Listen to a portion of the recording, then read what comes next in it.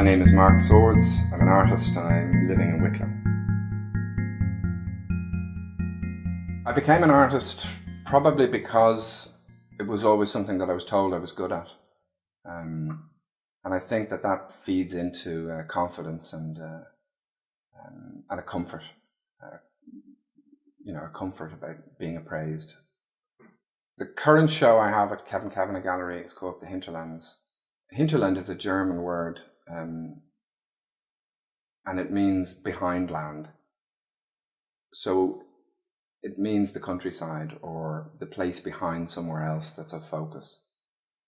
My practice is quite diverse, and my exhibitions usually include painting, sculpture, installations. I'm quite interested in the way those things connect or don't, or play off each other. And I'm certainly interested in people having an experience in the gallery where they're pulled in different directions by those different works.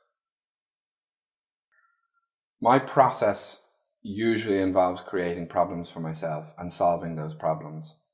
The artwork is usually the result of a solution. The Hinterlands is also the title of a piece of work in the show, which is a table that contains a number of very different objects. Each one of those objects is essentially a solution to some kind of problem. So there's a design for a rug. There's a spiky kind of object that can't be touched or doesn't want to be touched. There's a record or a solution which describes the middle of something. There's a structure comprised out of beans, which looks like it may be grown.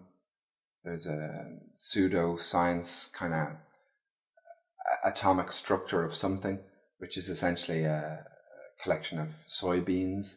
There's the atomic structure of salt, which is made out of chickpeas and cherry stones.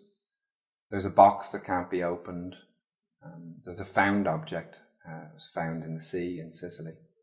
And there's also a little piece of something that pretends to be a semi-precious stone, or sometimes I like to think that maybe it's a little piece of the moon. Another example of a self-invented problem would be the painting An Artist Not Untouched by Modernism.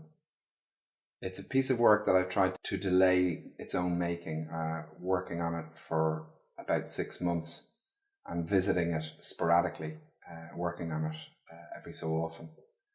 And the result is that I end up with a piece of work that I couldn't have made or executed easily.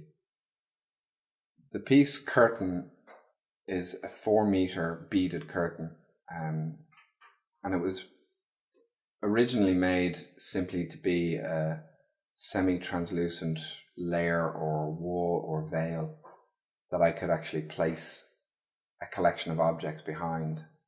I was very interested in the idea of creating a piece of work that could operate on its own terms, but also had an impact on the show and was installed in such a way that it obscured or sat in front of another body of work. I've wanted to make a dressing screen for some time, and the other idea that appealed to me about screen, which is the piece of work, is that it would create a space behind it that I would have to deal with in the gallery. As it turns out, I ended up installing a painting behind the screen in its own secluded space, and that painting is also about a place that's behind or seen from the back. It describes a veil of rain that it hides or obscures. So there's an interesting relationship maybe between the two pieces of work. This as a studio space is essentially like another problem to overcome. If you make paintings inside such a visually busy space, you usually end up not being able to see the work. And as a result, I'm able to maybe create paintings that I couldn't have designed or planned easily.